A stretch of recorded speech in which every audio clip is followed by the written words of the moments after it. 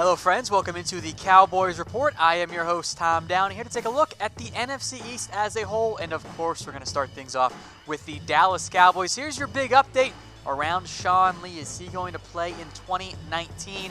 Now, the report from The Athletic is that Lee expects to play in the 2019 season. Now remember, he had said he wanted to take time to decide, discuss with his family. After all, he's going to turn 33, and he's consistently battled injuries over the course of his NFL, heck, even his college career. Now, of course, when he's on the field, which wasn't all that often in 2018, we know he's an impact player. And although Sean Lee might plan to play in 2019, that doesn't mean it's going to be on the Dallas Cowboys. The Cowboys save a pretty hefty $7 million in cap space if he is cut or traded. Given the age, the contract, and the injury history, I think there's two likely outcomes. A simple release, since he doesn't want to retire, of course, or a pay cut. And Sean Lee, again, when he's on the field, 2016, 2017, 2015, we know how good he is. The dude puts up like 10 tackles a game. He's really good. The problem is, the injuries have started to take a toll on his body. At $7 million, I'm not interested in bringing him back. Now, the Cowboys do need linebacker depth this offseason.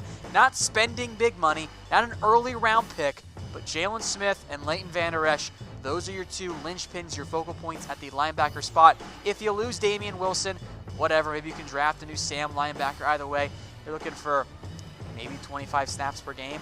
That's really not that much. Plus, maybe play more Jalen Smith at the middle linebacker spot. So what should the Cowboys do with Sean Lee? Assuming pay cut's not on the table, type K for keep and C for cut. You guys know by now, I am a big Sean Lee fan. But at his contract, his age, his injury history, I just can't do it. I am typing in C for cut.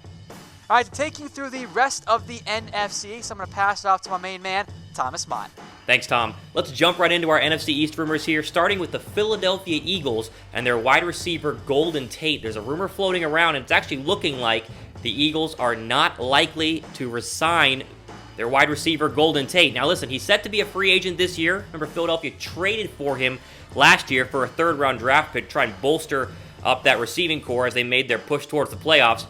And the Eagles, really, they have one of the worst cap situations in the offseason. This happens to almost every single team that wins a Super Bowl. Coming off the year after you win or the 2 years after you win, you actually probably struggle to re-sign players. And the Eagles, they have a lot of good players. They have to pay those good players. And so they're at the bottom of the league in cap availability and are going to have a hard time staying underneath the cap. But this rumor is all fueled based on a tweet that Golden Tate sent out and has recently deleted. It's no longer on his Twitter account. We have a screen grab of it right here. You'll see that Adam Schefter was tweeting, and then Golden Tate, he basically retweeted or replied to that tweet, basically saying, oh wait, you can re-sign players before the free agency opens on March 13th? Wow, didn't know that.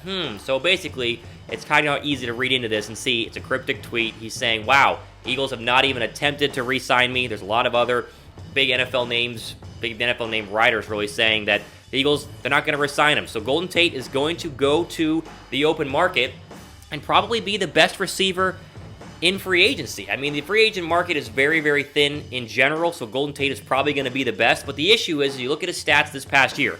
With the Eagles, 30 catches, 278 yards, 1 touchdown. Not very good. Now remember, they traded for him in the middle of the season. He didn't have a full season. He was with the Lions beforehand, so his numbers are not going to be that great. But overall, he did not gel well with the Eagles, and they're going to have to move on from Golden Tate. This leaves a bit of a hole for the Philadelphia Eagles in the receiving core area. Now remember, they have Alshon Jeffrey signed. They have Nelson Aguilar. But after that, they're going to lose Golden Tate, like we just said. They're going to lose Mike Wallace, as he's an unrestricted free agent.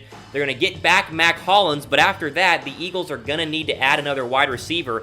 And like we said, they don't have a lot of cap space. There aren't that many good wide receivers in free agency, and the NFL draft is pretty porous at wide receiver as well. The Eagles are going to have some problems at wide receiver unless they can bring someone else in this offseason. What do you guys think? Should the Eagles re-sign Golden Tate? I want to know your guys' thoughts. And just like that, let's head on into our next rumor revolving around the Eagles. And this one is a trade scenario that's starting to pop up revolving around the Cleveland Brown running back Duke Johnson. The question is, should the Eagles make a trade offer to the Browns for running back Duke Johnson? Remember, the Browns just re-signed Kareem Hunt. That adds him to the backfield with Bradley Chubb, the rookie from last year from Georgia, who was really good last year. He's probably their best running back. And, of course, they still have Duke Johnson. The Eagles are going to lose Jay Ajayi this offseason. They're not going to be able to afford him. And Darren Sproles is like 100 years old. Odds are he doesn't come back for another year. And the Eagles are left with a running back stable of Corey Clement, undrafted free agent, and Josh Adams, another undrafted free agent. Now, both have shown promise. Corey Clement was good in the Super Bowl, and Josh Adams was good early on last year, but didn't play much in the postseason. So the Eagles are going to need to find another running back, and perhaps Duke Johnson could be just that. The Eagles are going to have, when the compensatory picks come back, about 9 picks in this year's draft. That's plenty of ammunition to go and maybe put out a 4th-round draft pick, or maybe a little bit later if they could squeeze Duke Johnson out of Cleveland for a higher pick. The Eagles have 1 first-rounder, 2 second-rounders, and then a 4th-rounder, and then so on and so forth. So I'm not sure you'd want to spend a second-rounder on Duke Johnson, but you could still throw a 4th at him and maybe add a couple of late-rounder, a 6th or a 7th, and see what happens. Duke Johnson's profile is interesting. Still has 3 years left on his contract. He was a 1,000-yard rusher in 2017, but he's really good out of the backfield, 9.2 yards per catch. The Eagles love having receivers who can catch the ball out of the backfield. Again, Corey Clement, he's an Eagle right now, and he's been good in the past, especially in the Super Bowl, catching the ball out of the backfield. He caught that touchdown pass from Nick Foles in the Super Bowl. The Eagles like running backs who can do things other than just run up the field. They like pass catchers and blockers, and they really like to utilize their running backs in the screen game as well. Duke Johnson could be a question, or could be a pick that the Eagles could happen to acquire via the trade, and I think it's a possibility. I think they should really look at it because the Eagles need a running back one way or another. Whether you're going to draft somebody or you're going to trade for somebody, the Eagles are going to have to pick up some sort of running back, and Duke Johnson looks like he's going to be available, and the Eagles might be able to get him for a pretty good price.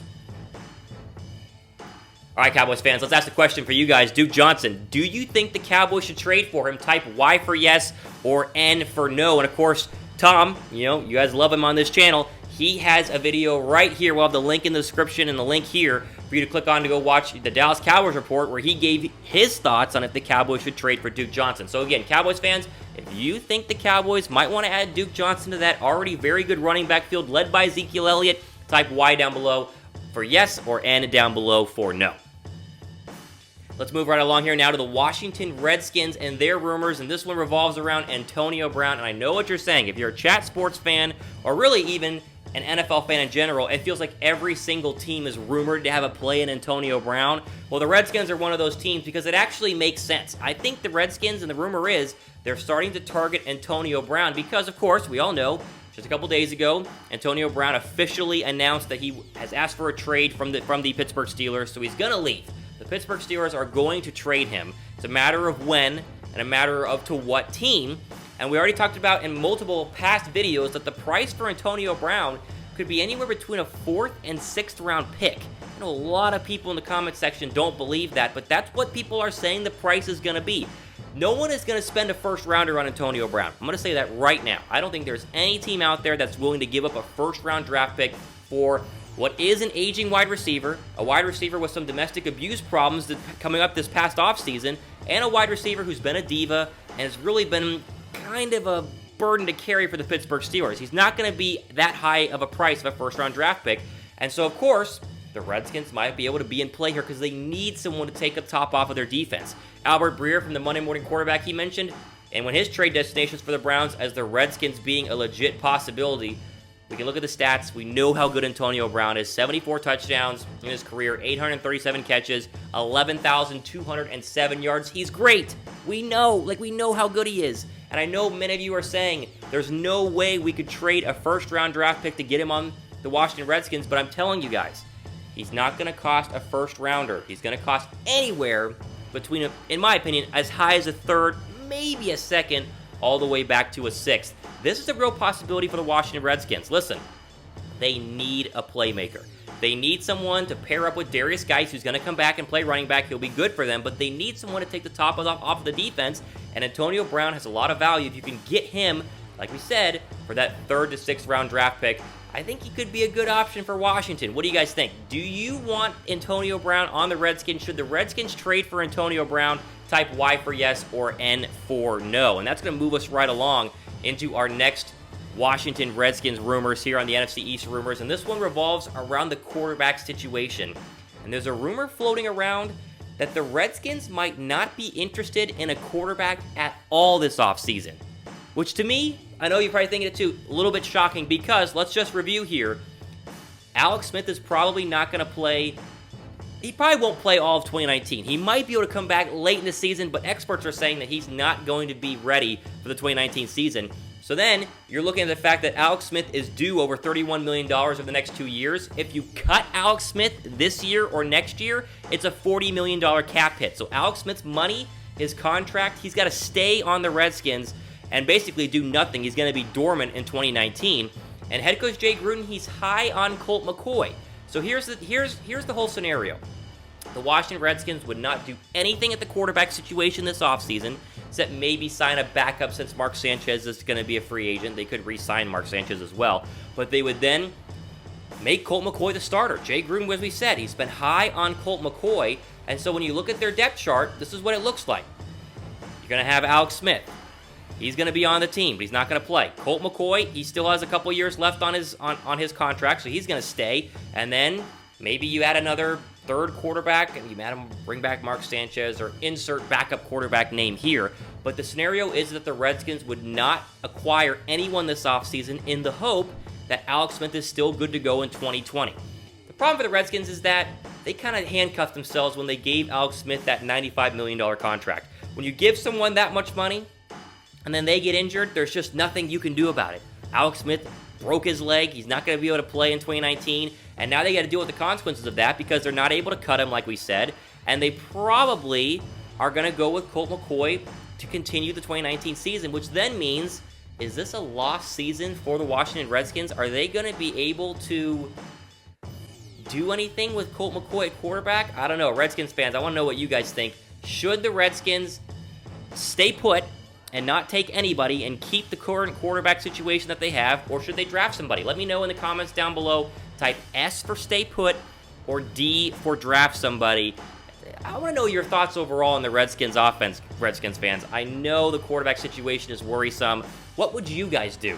Let me know. I'm very curious to hear from you guys there. And that moves us on to some more quarterback news in our final team here, the New York Giants. And it's got to revolve around Kyler Murray. And I know we always talk about Kyler Murray, Dwayne Haskins. Giants draft Kyler Murray, Giants draft Dwayne Haskins. The rumor floating around right now is that the Giants have already decided to pass on Kyler Murray. This early in the draft process, they've already decided to pass on Kyler Murray. There's an SNY reporter who said that the Giants think that Murray is, quote, too small. Now remember, the Giants have the sixth overall pick, but no quarterback under 5'10" has ever won a Super Bowl in the history of Super Bowls. So what if the Giants are already saying, and the report is that they have, that Kyler Murray is too small? Now, here's our Kyler Murray profile. You're probably wondering, how small is he? 5'9" and 7/8 of an inch is right about what Kyler Murray is. When he has the official NFL Combine, they'll measure him. We'll get the official height, but he's barely 5'10", if he even is 5'10", probably more in the 5'9", like we said, 5'9" and 7/8 of an inch. 195 pounds.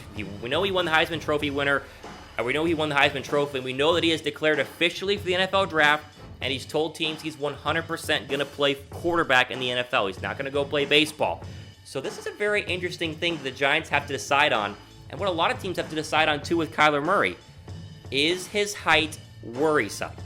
Now, very quickly, Baker Mayfield last year, you're probably saying, well, he was the first overall pick. He was from the same system. He played at Oklahoma. He was small as well. Baker Mayfield's about 6 feet tall. He's not 5'10". That's a big difference in height when it comes to NFL quarterbacks.